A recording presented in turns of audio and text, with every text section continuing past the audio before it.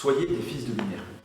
Cette parole nous a été adressée par Jésus et nous avons vu qu'une première manière d'y répondre, c'était par la foi, parce que la foi est comme une lumière qui nous éclaire.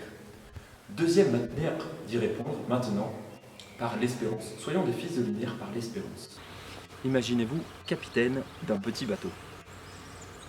Vous êtes en pleine tempête, vous ne voyez plus rien, les vagues, les creux vous font perdre complètement le nord, votre boussole du reste tourne dans tous les sens, vous ne savez que faire ni où aller, vous envoyez vos signaux d'alarme, vos feux de détresse, et vous attendez un secours.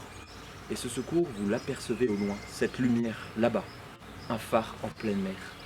Telle est notre espérance. L'espérance est comme la lumière de ce phare qui nous montre le chemin, qui nous dit « Voilà, vous êtes sauvés, n'ayez pas peur, avec moi vous serez sauvés ».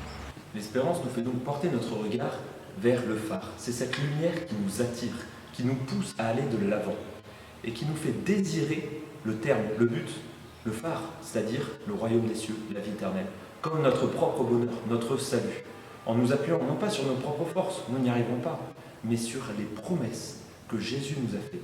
Et comme Jésus est Dieu et que Dieu est fidèle, nous savons qu'il réalisera ses promesses. Alors concrètement, comment être des fils de lumière par l'espérance? Eh bien peut-être de deux manières. La première, en regardant davantage vers le phare. Comment est-ce qu'on peut désirer quelque chose qu'on ne regarde pas?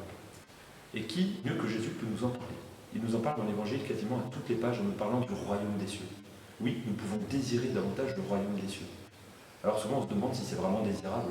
L'éternité, après tout, est-ce que ça serait pas un peu long, un peu ennuyeux? Eh bien non. Dieu nous réserve une surprise qui est au-delà de tout ce qu'on peut imaginer. Dans l'éternité, il y aura une joie infinie. Regardez toutes les paraboles de l'Évangile, quand il est question de banquets, de noces, de fêtes. Le ciel, finalement, c'est voir Dieu. Mais qu'est-ce que c'est que voir Dieu? On ne peut pas l'imaginer, c'est tellement grand. C'est tellement grand et c'est aussi tellement beau. Pourquoi?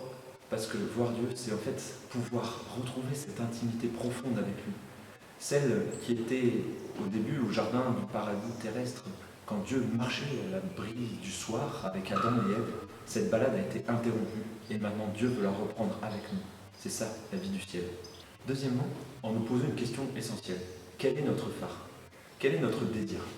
Oui, c'est évident, nous avons tous des désirs, mais est-il aussi haut que ce phare-là? Est-ce que nous nous tournons vers la vie éternelle?